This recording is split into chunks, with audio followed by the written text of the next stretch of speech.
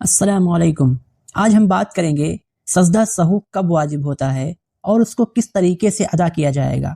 तो सबसे पहले हम जानते हैं कि सजदा सहू वाजिब क्यों होता है। तो सजदा सहू वाजिब होने की कुछ वजहें होती हैं। उनमें से पहली वजह यह है कि किसी फर्ज या वाजिब अमल को अपनी असली जगह से आगे या पीछे कर देना। जैसे कि सूरह फातिहा के बाद सूरत पढ़ी जाती है, लेकिन अगर सूरत को सूरह फातिहा से पहले ही पढ़ लिया और सूरह फातिहा को उसके बाद पढ़ लिया तो सजदा सहू वाजिब हो जाएगा, क्योंकि यहाँ पर सूरत को उसकी जगह से आगे कर दिया गया है। इसी तरीके से हर रकात में 2 सजदे होते हैं, लेकिन अगर किसी ने एक रकात में एक सजदा किया और फिर खड़ा हो गया और जब उसने अगली रकात पढ़ी तब उसने 3 सजदे कर लिए, यानी कि जो पहले का सजदा था उसको अगली रकात में कर लिया। इस तरीके से उसने सजदे को उसकी असली जगह से पीछे कर दिया तो भी सजदा सहू वाजिब हो जाएगा। और सजदा सहू वाजिब होने की दूसरी वजह यह है कि किसी फर्ज या वाजिब को डबल डबल कर दिया, यानी कि पहले एक बार उसने उस अमल को कर लिया था और फिर उसके बाद एक बार फिर से उसने उस अमल को कर लिया तो भी सजदा सहू वाजिब हो जाएगा। जैसे कि एक रकात में एक बार रुकू किया जाता है, लेकिन अगर किसी ने एक बार रुकू किया और फिर उसके बाद दोबारा एक और रुकू कर लिया तो भी सजदा सहू वाजिब हो जाएगा। और तीसरी वजह है किसी वाजिब की सिफत को बदल दिया, यानी कि तरीके को बदल दिया।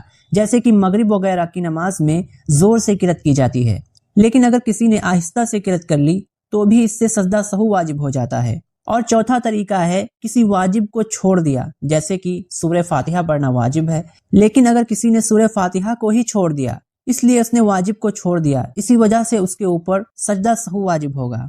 इन 4 वजहों से सजदा सहू वाजिब होता है। अगर आप इन चारों को याद रखेंगे तो हमेशा आपको ये पता चल जाएगा कि आपके ऊपर कब सजदा सहू वाजिब हुआ है और कब वाजिब नहीं हुआ है। इन्हीं 4 वजहों से बहुत सारे मसाइल बनते हैं।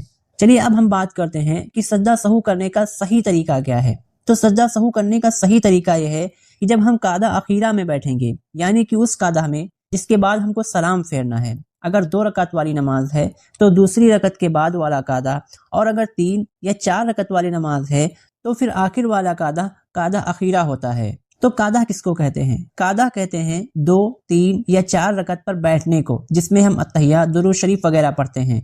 तो जब हम कादा अखीरा में बैठ जाएंगे और तशहुद यानी कि अत्तहियात पढ़ लेंगे, उसके बाद दाईं यानी कि राइट हैंड की तरफ एक सलाम करेंगे और फिर उसके बाद 2 सजदे अदा करेंगे। उसके बाद बैठ जाएंगे और फिर अत्तहियात और फिर दुरूद शरीफ पढ़ेंगे और दुरूद शरीफ पढ़ने के बाद दुआ पढ़कर सलाम फेर देंगे। इस तरीके से सजदा सहू मुकम्मल हो जाएगा।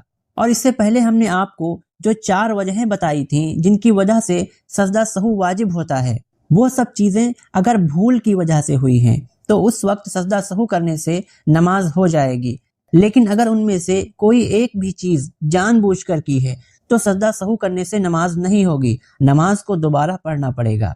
इसी तरीके से एक नमाज में चाहे जितनी गलतियां की हों, सिर्फ एक सजदा सहू आखिर में किया जाएगा और आपकी नमाज सही हो जाएगी। और अगर नमाज के फराइज में से कोई चीज छोड़ दी तो सजदा सहू करने से नमाज मुकम्मल नहीं होगी, बल्कि दोबारा नमाज पढ़नी पड़ेगी। इसी तरीके से नफल की तमाम रकातों में और फर्ज नमाज की पहली और दूसरी रकत में अगर सूरह फातिहा पढ़ना भूल गया तो उसके ऊपर सजदा सहू वाजिब होगा। फर्ज नमाज की पहली 2 रकत में सुन्नत और नवाफिल और वित्र की हर रकत में सूरह फातिहा मुकम्मल पढ़ना वाजिब है। इसलिए अगर कोई भूल से सूरह फातिहा की कोई एक आयत या कोई एक जुज छोड़ देता है या फिर उसको डबल डबल पढ़ लेता है तो उसके ऊपर भी सजदा सहू लाजिम होगा।